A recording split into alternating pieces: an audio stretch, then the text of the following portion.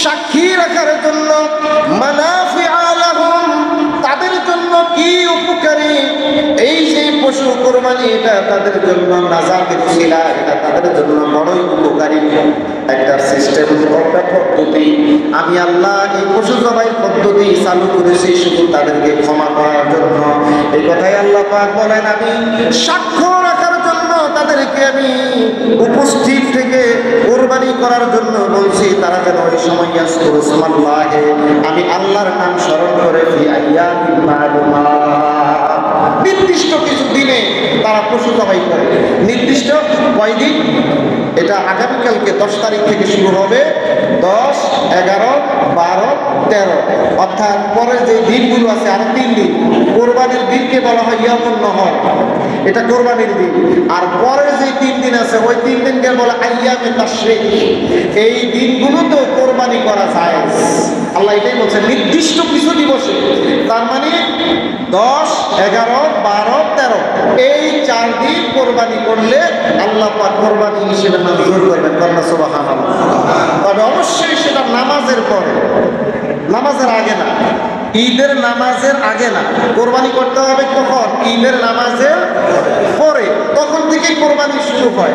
কারণ নবী সাল্লাল্লাহু আলাইহি ওয়াসাল্লাম বলছেন, যে ব্যক্তি ঈদের নামাজের আগে কোরবানি করলো, এই কোরবানি তার কোরবানি হিসেবে কবুল না, এটা তার নফল হিসেবে মঞ্জুর হলো। আর যে ব্যক্তি ঈদের নামাজের পরে কোরবানি করলো, আল্লাহ তাকে কোরবানি হিসেবে মঞ্জুর করবেন। সুবহানাল্লাহ। আল্লাহ পাক নবী সাল্লাল্লাহু আলাইহি ওয়াসাল্লাম বলেন, মান যাবাহা ক্বাবলা সালাত ফালইয়াযবাহ মাকানাহা উখরা। যে ব্যক্তি নামাজের আগে কোরবানি করে, আমি বিশ্বনবী বলছি ওই লোকটা যেন নামাজের পরেও আরেকটা কোরবানি দেয়। সুবহানাল্লাহ। তার মানে আগেরটা কোরবানি না, আগেরটা নফল ইবাদত, নামাজের পরে। ওমান কানা লাম ইয়াসবাহ হাত্তা সাল্লাইনা। যে ব্যক্তি কোরবানি দিতে চায় সেটা যেন আমাদের সাথে ঈদের নামাজ পড়ে, ফালিয়াসবাহ আলা ইসমাল্লাহি, এরপরে যেন আল্লাহর নামে পশুকে জবাই দেয়। সুবহানাল্লাহ। সুতরাং আল্লাহ সুবহানাহু ওয়া তাআলা বলেন, এই নির্দিষ্ট দিনগুলোতে তোমরা কোরবানি করো। আলামা রাযাকাহুম মিন বাহিমাতিল আনআমি, আমি আল্লাহ তোমাদেরকে যে চতুষ পর্যন্ত দান করেছি, তোমাদেরকে বশ্যতা স্বীকার করিয়ে দিয়েছি। এই পশুগুলো যদি আজকে আন্দোলন শুরু করে, আমি আপনাদেরকে বলি, বিশাল বিশাল দেহের অধিকারী এক একটা 15 মণ, 20 মণ, 18 মণ, 10 মণ, 6 মণ, 7 মণ। আপনারা আমার ওজন কয় মণ? 2 মণ। 80 কেজির উপর হইলেই তো ডায়াবেটিস নাকি? 2 মণের একটা লোক জবাই করতেছি 10 মণের একটা পশু। আপনি কি খেয়াল করে দেখছেন? এই 10 মণের বেটায় যদি আন্দোলন শুরু করে, আপনার বিরুদ্ধে যদি সে বলে যে না তুমি বেটা 2 মণের লোক, আমার এত মৌসা একটা এত বড়িওয়ালা একটা লোকের তুমি জবাই দেবে, এটা আমি মানি না। সে যদি আপনার বিরুদ্ধে যুদ্ধ শুরু করে দেয়, সব পশু একসাথে, আমাদের দ্বারা কি সম্ভব এই পশু শোয়ানো আর জবাই করা? সম্ভব নয়। কারণ আপনার থেকে সে বড়িতে কম না, শক্তিতে কম না, উল্টা তার দুটো শিং আছে যেটা আমাদের নাই। সে চাইলে শিং দিয়ে কিন্তু উৎ করে সিট করে ফালায় আমাদেরকে মারতে পারে। কেন মারে না? এটা কি খেয়াল করছেন, চিন্তা করছেন? আল্লাহ পাক বলেন, এই পশুগুলোকে, এই জন্তুগুলোকে আমি তোমাদের বশ্যতা স্বীকার করিয়ে দিয়েছি, তোমরা যা বলো তাই শুনে। পশুকে শিকারি বানানো যায়, পশু বাড়িতে পালানো যায়, পাওয়া যায়, কোনো বিরোধিতা করে না, লাফালাফি করে না। এটা আমি আল্লাহ তাআলা এই জন্য করেছি যাতে তোমরা আমার প্রশংসা করো, আমার কৃতজ্ঞতা জ্ঞাপন করার জন্য এই পশুগুলোকে তোমরা জবাই করো। আল্লাহ পাক বলেন, ফাকুলু মিনহা ওয়া আতিমুল বাইসাল ফাকির। পশু জবাইয়ের পরে এই পশুর গোশতকে তোমাদের জন্য হালাল ঘোষণা করলাম। আল্লাহু আকবার। এই পশুর জবাই আল্লাহ পাক বলেন, তোমাদের এই গোশতগুলোকে তোমাদের জন্য হালাল ঘোষণা করলাম, তোমরা এই পশুর গোশত নিজেরা খাও। ওয়া আতিমুল বাইসা ওয়াল ফাকিরা, গরীব দুঃখীদেরকে খাওয়াও, তাদেরকেও দান করো। কুরবানির গোশত শুধু নিজের জন্য না, এখানে আল্লাহ নিজে বলছেন দায়িত্বহীন ভাষায়। আল্লাহ তাআলা সূরা হজ্জে বলতেছেন, তুমি নিজে খাও এবং গরিবদেরকে খাওয়ার ব্যবস্থা করো। আমরা তো অনেকে আছি ফ্রিজ 2টা 3টা একসাথে কিনতেছি, সামনে গরু একটা একলা দিব, এখানে প্রায় 6 মণ 7 মণ গোস্ত আইব, এই জন্য ফ্রিজ 2টা একসাথে কিনা বাক্সা ফ্রিজ ভর্তি করে রেখে দিতেছে। যা আছে সব আমার জন্য, আমার পরিবারের সদস্য বেশি কারো দেওয়া যাবে। অথচ আল্লাহ বলতেছেন তুমি নিজে খাও, কোরবানি আমি ওয়াজিব করেছি, তুমি নিজে খাবে এবং বাস যারা তোমার কাছে চায়, গরিব যারা মিসকিন তাদেরকে খাওয়া, ওয়াল ফাকির যারা নিঃস্ব তাদেরকেও দাও, গরিব দুঃখী। তার মানে কোরবানির গোশতকে 3 ভাগে ভাগ করতে হবে। কথা কোন কয় ভাগে? এটা মুস্তাহাব, এটা উত্তম একটা পদ্ধতি।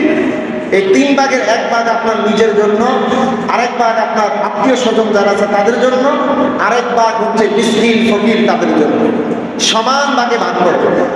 যদি এটা 12 কেজি হয় তাহলে 3 KG 3 KG 4 KG 4 KG 3 4 12 KG. না আমরা ভাগ করি কয় কেজি? আমরা এমনি ভাগ করে খেয়াল করেন, এই গরিবের জন্য আলাদা একটা ভাগ থাকে, এটার মধ্যে সবচেয়ে পরে লাস্টের যে গোস্ত যেগুলি থাকে, কথা বলতে পারছেন? গরিবের ভাগ আপনারা দেন না, এটার নামই থাকে গরিবের ভাগ। তো ওই গরিবের ভাগের মধ্যে আপনারা দেন কোনগুলো? গোস্ত বড়গুলি আগে নিজেরা ভাগ করে নিয়ে যায়, তারপরে শেষে যেগুলো লেসা হেসা যেগুলো চলে না, আটটি মাটটি যা আছে এগুলো মিলিয়ে গরিবের পেটে গরিবে খায়। নাউজুবিল্লাহ বলবেন না? এটা এটা এটা গরিবের ভাগ, এটা আল্লাহ বলছেন। গোশত আল্লাহ পাক নিজে ভাগ করে দিচ্ছেন, কুলু মিনহা ওয়াজমিনুল বাইস, নিজে খাও, গরিবদেরকে খাও, গরিবের একটা হক আছে তোমার এই পশু।